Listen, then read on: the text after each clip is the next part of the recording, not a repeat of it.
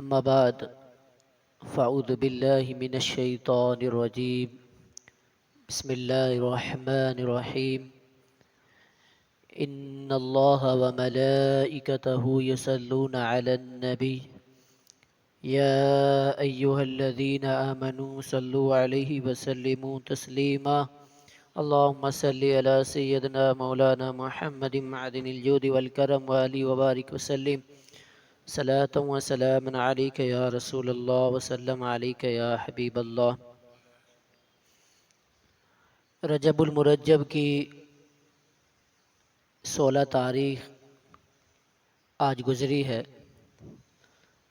اور اس مہینے کے بارے میں آپ نے پچھلی مجالس کے اندر بہت ساری باتیں سماعت کی. یہ مہینہ اولیاء کرام، صحابہ کرام، اہل بیت کرام اور بزرگان دین کی جانب منسوب ہے. اللہ کے رسول صلی اللہ تعالی علیہ وسلم نے فرمایا، رجب اللہ کا مہینہ ہے اور شعبان میرا مہینہ ہے اور رمضان میری امت کا مہینہ ہے. اس مہینے میں جہاں بہت ساری خوبیاں اور صفات حمیدہ اور بہت ساری جہاں اس کی خصوصیات ہیں، وہیں اس مہینے کی 15 تاریخ کو اولاد امام حسین نبی رہے سرکار امام زین العابدین شہزادہ امام باقر حضرت سیدنا امام جعفر صادق رضی اللہ تعالی عنہ کے وصال کا دن ہے. 15 رجب المرجب سن ہجری 148 کے اندر آپ کو مدینہ طیبہ میں زہر دے کر شہید کیا گیا. آپ کا مزار مبارک جنت البقیع میں حضرت امام باقر رضی اللہ تعالیٰ عنہ کے مزار کے پہلو میں ہے. رسول اللہ صلی اللہ تعالیٰ علیہ وسلم کی اہل بیت کرام میں بہت بڑا مقام آپ کو حاصل ہے. آپ کے بارے میں صرف اتنا جان لیں کہ ہم ان کی فضیلت اور ان کے کمالات اور ان کے مناقب کا اندازہ کما حقہ تو نہیں لگا سکتے، لیکن ایک بات میں آپ کو کہوں گا کہ یہ بات جو امام اعظم ابو حنیفہ رضی اللہ تعالیٰ عنہ نے فرمائی ہے آپ کے تعلق سے، وہ بات ہی صرف آپ کی فضیلت بتانے کے لیے کافی ہے. ہمارے امام اور پوری دنیا میں کروڑوں حنفیوں کے امام جن کو ہم فالو کرتے ہیں، اور پوری دنیا میں سب سے زیادہ جن کے فالوورز موجود ہیں، وہ امام اعظم ابو حنیفہ جو سب سے بڑے امام ہیں.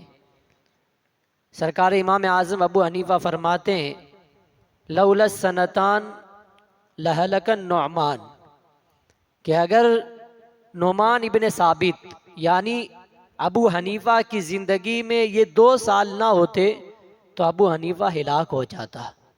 وہ کون سے 2 سال ہیں؟ آپ فرماتے ہیں کہ میں نے 2 سال امام جعفر صادق رضی اللہ تعالیٰ عنہ کی خدمت میں گزارے، آپ کی صحبت میں گزارے. تو امام اعظم ان 2 سال کے بارے میں فرماتے ہیں کہ اگر یہ 2 سال نہ ہوتے تو ابو حنیفہ ہلاک ہو جاتا. اب آپ اس سے اندازہ لگا لیں کہ جو امام اعظم کا بھی استاد ہے، پھر ان کی فضیلت کا عالم کیا ہوگا. امام اعظم ابو حنیفہ رضی اللہ تعالیٰ عنہ نے آپ سے پڑھا، آپ سے علم دین حاصل کیا، اور بڑے بڑے اکابر علماء نے آپ سے علم دین حاصل کیا.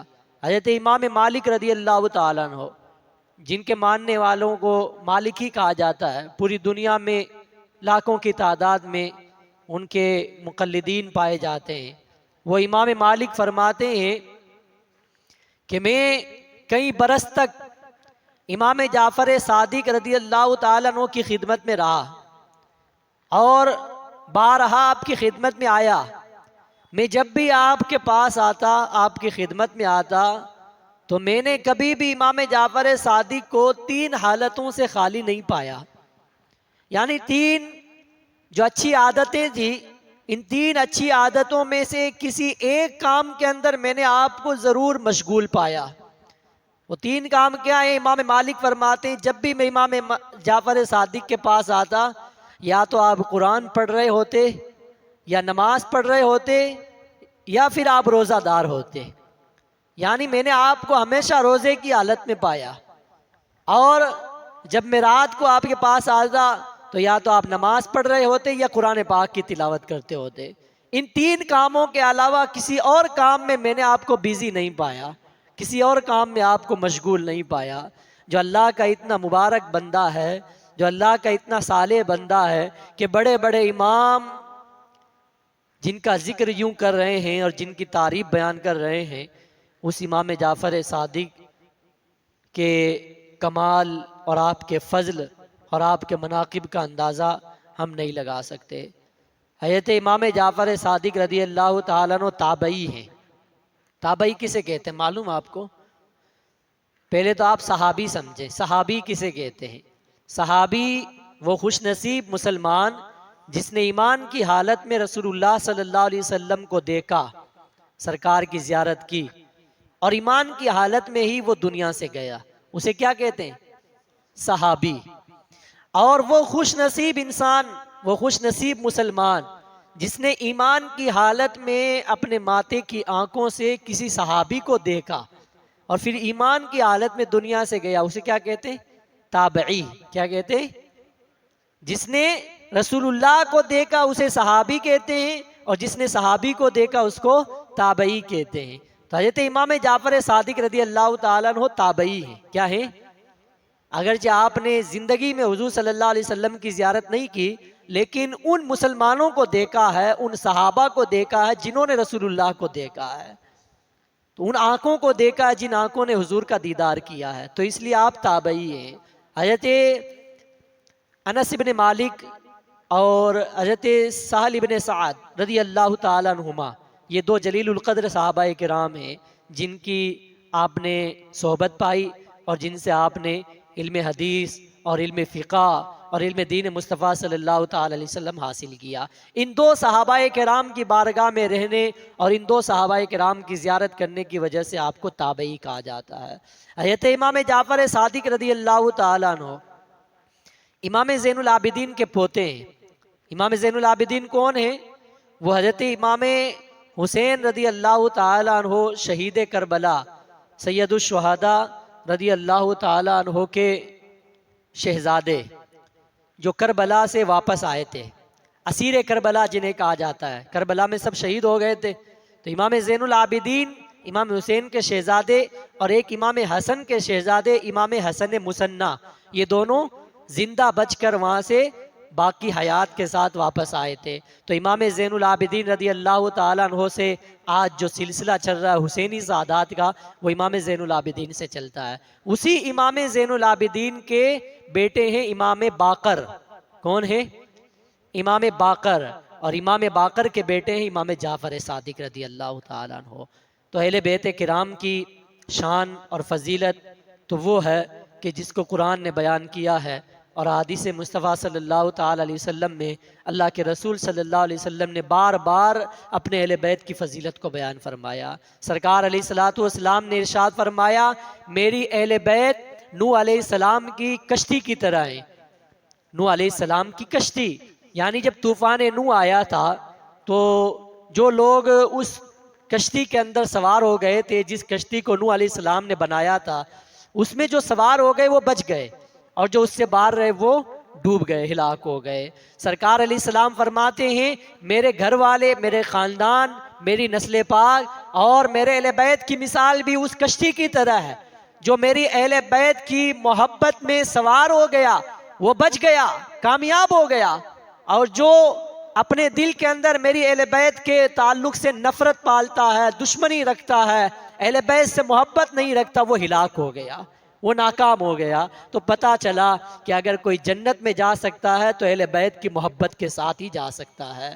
جس کے دل میں اہل بیت کی محبت نہیں، وہ جنت میں نہیں جا سکتا۔ اور پھر وہ خطبہ دیکھیں، اللہ کے رسول صلی اللہ علیہ وسلم نے جب حجۃ الوداع کے موقع پر جب اپنا آخری خطبہ ارشاد فرمایا تھا، قصوہ نامی اونٹنی پر سوار ہو کر سرکار علیہ الصلوۃ والسلام نے جو خطبہ دیا تھا، اس میں ارشاد فرمایا، اے لوگوں، میں تمہارے درمیان دو چیزیں چھوڑ کے جا رہا ہوں، دو بھاری بھرکم چیزیں، دو وزنی چیزیں، ان میں سے تم نے ایک کو بھی چھوڑ دیا تو تم ہلاک ہو جاؤ گے، اور کسی نے ان دونوں کو تھامے رکھا تو وہ کامیاب ہو جائے گا۔ وہ دو چیزیں کیا ہیں؟ اللہ کے رسول صلی اللہ علیہ وسلم نے فرمایا، ایک قرآن مقدس ہے، اللہ کا کلام ہے، قرآن شریف ہے۔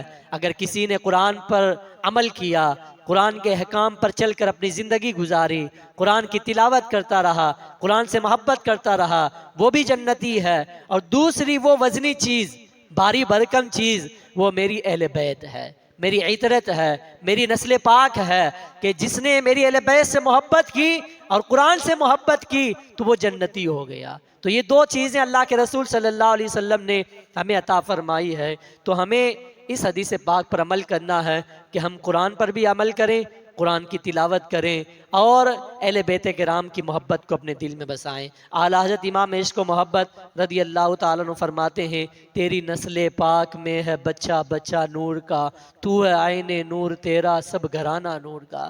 اس گھرانے کا بچہ بچہ نور والا ہے۔ اور شہزادہ اعلیٰ حضرت تاجدار اہل سنت فرماتے ہیں، تیرے گھر کا بچہ بچہ سارا گھرانہ نور والا، نوری صورت نور کا پتلا صلی اللہ علیہ وسلم، یعنی اس گھر کا بچہ بچہ نور والا ہے۔ تو میرے آقا صلی اللہ علیہ وسلم کے اہل بیت کا بھی ہمیں احترام کرنا ہے، اور صحابہ کرام کا بھی احترام کرنا ہے۔ صحابہ کی بھی تعریف کریں، صحابہ سے بھی محبت کریں، اور اہل بیت سے بھی محبت کریں۔ یہ نہیں کہ ہم صرف صحابہ سے محبت کریں اور اہل بیت سے محبت نہ کریں، یہ نہیں ہونا چاہیے۔ اور یہ بھی نہیں ہونا چاہیے کہ صرف ہم علی علی علی علی علی کا نعرہ لگائیں اور پھر کسی صحابی کو نہ مانیں۔ صرف علی کو ماننے والا بھی جنت میں نہیں جا سکتا، اور صرف صحابہ کو ماننے والا بھی جنت میں نہیں جا سکتا۔ اگر جنت میں جانا ہے تو صحابہ کو بھی ماننا پڑے گا اور اہل بیت کو بھی ماننا پڑے گا۔ جس نے دونوں سے محبت کی وہی جنت میں جائے گا۔ تو سیدنا سرکار امام جعفر صادق رضی اللہ تعالیٰ عنہ اہل بیت کرام کے بہت بڑے امام، ایسے امام کہ اعلیٰ حضرت نے شجرہ قادریہ کے اندر اپنے اشعار کے اندر سیدنا امام جعفر صادق رضی اللہ تعالیٰ عنہ کو شامل فرمایا۔ اور سلسلہ قادریہ کے جو بزرگان دین ہیں، یہ سلسلہ غوث پاک سے ہوتا ہوا، امام جعفر صادق سے ہوتا ہوا، سیدنا مولا علی شیر خدا، اور پھر مولا علی شیر خدا سے ہوتا ہوا تاجدار مدینہ صلی اللہ تعالیٰ علیہ وسلم تک پہنچتا ہے۔ تو ہم قادری غلام ہیں اور تمام مشائخ کا احترام کرتے ہیں۔ اعلیٰ فرماتے ہیں، صدق صادق کا تصدق صادق الاسلام کر۔ یہ صادق حضرت امام جعفر صادق کا لقب ہے۔ صدق صادق کا تصدق صادق الاسلام کر، بے غضب راضی ہو کاظم اور رضا کے واسطے۔ تو کاظم، یہ امام کاظم امام جعفر صادق کی اولاد میں ہے۔ حضرت امام علی رضا، یہ بھی امام جعفر صادق کی اولاد میں ہے۔ اس طرح جو یہ سلسلہ پورا ائمہ کا سلسلہ ہے، اہل بیت کرام کا سلسلہ ہے، ان سب کی وسیلے سے ہمیں دعائیں کرنی چاہیے کہ ان کے وسیلے سے جو دعا کی جاتی ہے اللہ تعالیٰ اس دعا کو رد نہیں فرماتا۔ تو حضرت امام جعفر صادق وہ ہیں جن کے نام کی ہم نیاز لگاتے ہیں، کنڈے کی نیاز، جسے ہم کنڈے کی نیاز کہتے ہیں۔ کھیر بنائی جاتی ہے، پوری بنائی جاتی ہے، اور اس طرح سے امام جعفر صادق اور تمام بزرگوں کی بارگاہ میں نظر پیش کی جاتی ہے۔ کنڈے کی نیاز کے تعلق سے ایک دو مسئلہ میں آپ کو بتا دوں کہ یہاں ممبئی وغیرہ میں تو شاید ہی کوئی اس طرح خرافات میں مبتلا ہوتا ہے، لیکن گاؤں دیہات کے اندر جہاں کوئی دین بتانے والا نہیں ہوتا ہے، وہاں زیادہ عورتیں ایسی خرافات کے اندر ملوث نظر آتی ہیں کہ یہ کنڈے جس جگہ پہ بنائے جائیں گے، جس جگہ پہ انہیں بنایا جائے گا وہیں پر کھانا ضروری ہے، جس جگہ پہ فاتحہ لگائی گئی وہیں پر کھانا ضروری ہے، اور جس جگہ پہ بنائے گئے وہیں پر فاتحہ لگانی ضروری ہے، گھر سے باہر نہیں لے جا سکتے، ایک کمرے سے دوسرے کمرے میں نہیں لے جا سکتے۔ یہ تمام باتیں جو ہیں شریعت کا ان سے کوئی تعلق نہیں ہے، اسلام ہمیں یہ باتیں نہیں بتاتا ہے۔ اور پھر یہ بھی عورتیں کہتی ہیں کہ جو عورتیں اپنے مخصوص ایام میں ہوتی ہیں وہ عورتیں کنڈے کی نیاز کے اندر حصہ نہیں لے سکتی، کونڈے نہیں بنا سکتی، کھیر نہیں بنا سکتی، یا اس طرح سے وہ ہمارے ساتھ دسترخوان پر نیاز نہیں کھا سکتی، کھانا نہیں کھا سکتی، یہ باتیں بھی بے بنیاد ہیں۔ یہ زمانہ جاہلیت کی باتیں ہیں کہ جب اسلام نہیں آیا تھا، جب اسلام نہیں آیا تھا تو ایک عورت کو لاچار اور مجبور سمجھا جاتا تھا، اس کو اپنے ساتھ دسترخوان پہ نہیں بٹھایا جاتا تھا، اس کو جو ہے الگ اس کا کھانا پانی دانا پانی سب اس کا الگ کر دیا جاتا تھا۔ لیکن اسلام یہ نہیں کہتا کہ ایک عورت پر تم ظلم کرو، اسلام تو کہتا ہے جس دسترخوان پر ایک بھائی بیٹھ کر کھاتا ہے اس کے ساتھ اس کی بہن بھی بیٹھ کر کھائے گی، ایک دسترخوان پر اس کا باپ بیٹھ کر کھاتا ہے تو اسی دسترخوان پر اس کی ماں بھی اس کے ساتھ بیٹھ کر کھائے گی۔ یہ ہمیں اسلام تعلیم دیتا ہے۔ تو اس طرح سے عورتوں کو الگ کھانے کے لیے دے دینا،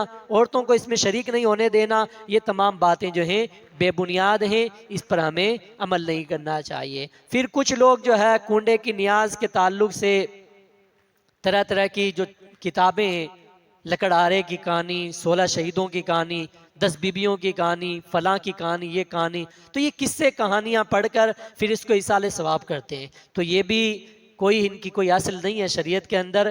کسی بھی کہانی اور قصے پر آپ کو دھیان نہیں دینا ہے، بلکہ نیاز لگائیں تو یاسین شریف پڑھیں، قرآن پاک کی تلاوت کریں، درود پاک پڑھیں، ذکر و اذکار کریں، بزرگان دین کے تعریف بیان کریں، ان کے نام آپ لیں اور ان کے وسیلے سے دعائیں کریں۔ یہ حقیقی جو ہے ایصال ثواب کرنے کا طریقہ ہے۔ اگر آپ کو کتاب پڑھنی ہے تو آپ سیرت مصطفیٰ پڑھیں، تذکرۃ الانبیاء پڑھیں، انوار شریعت پڑھیں، قانون شریعت پڑھیں، بہار شریعت پڑھیں، اور پھر سچی حکایات پڑھیں، عجائب القرآن پڑھیں۔ یہ جو کتابیں ہیں جو ہمارے مستند علماء نے لکھی ہیں، انہی کتابوں کو پڑھنے کا ہمیں حکم دیا گیا۔ اور جو مارکیٹ میں کتابیں بکتی ہیں، فلاں کی کہانی، یہ کہانی، اس کے قصے، اس کے کہانیاں، یہ تمام کتابیں جو ہے ہمیں نہیں پڑھنی ہیں۔ یہ سب من گھڑت قصے ہیں، ان کو جو ہے نہ ہی امام جعفر صادق کی طرف منسوب کرنا ہے، نہ ہی کسی بزرگ کی طرف منسوب کرنا ہے۔